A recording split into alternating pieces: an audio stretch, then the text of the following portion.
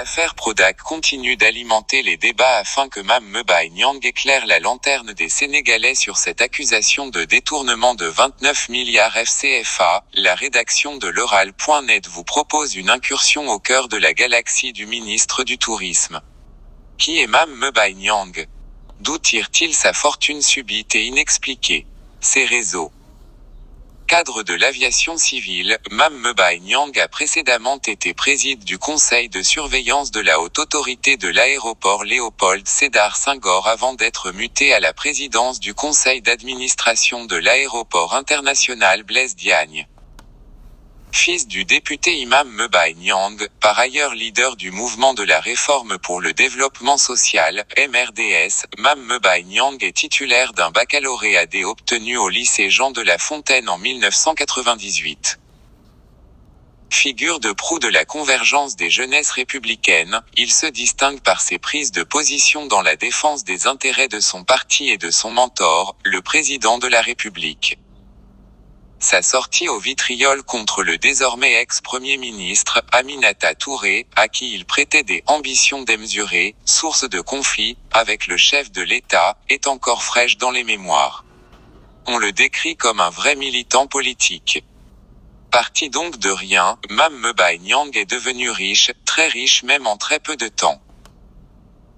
Tout dernièrement, Mame Mbaye Niang a acheté un Ford Raptor à 100 millions de FCFA à Amadou Sall, le fils du président Macky Sall, puis revendu à un très proche du couple présidentiel qui a fait la une des journaux il y a de cela quelques semaines. Auparavant, Mame Mbaye Niang a acheté la licence de la chaîne de télévision LCS à la famille de Feu Masek Ndiaye avec comme intermédiaire Mara Ndiaye. À noter que cette TV diffuse sur la fréquence de LCS. Mame Mbaye Niang est également actionnaire d'une nouvelle société créée il y a quelques semaines et dont les contours ont été tracés à l'hôtel Socamon à Dakar. Lors de ses déplacements à Paris, Mame Mbaye Niang loge à l'hôtel Prince de Galles à Paris où la nuitée est de 525 000 FCFA. Hier à l'occasion du lancement de son mouvement, Sénégal 2035, à Yoff, Mame Mbaye Niang a casqué fort, très fort même.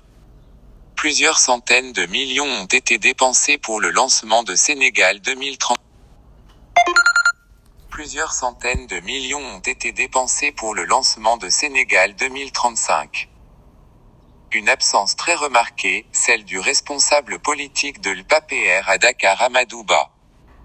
Certains responsables politiques disent sous cap que c'est un secret de polichinelle que Mame Mbaye Niang et Amadou Ba n'iront pas en vacances ensemble. Car sinon comment expliquer l'absence de Amadou Ba, le responsable politique de l'UPAPR à Dakar?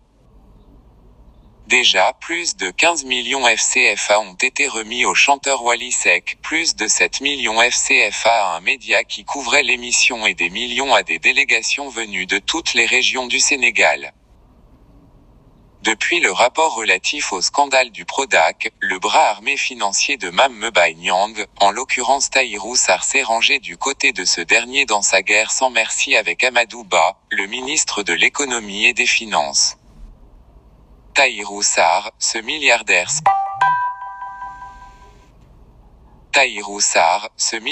sans industrie, lui aussi riche comme Crésus et dont Mame Mbaye Niang est le chauffeur le week-end. Ce sera l'objet d'un autre scandale avec une enquête de l'Oral. Quoi qu'il en soit, le ministre Mame Mbaye Niang dispose d'un très bon réseau et ceci explique peut-être pourquoi il n'est toujours pas inquiété par la justice sénégalaise.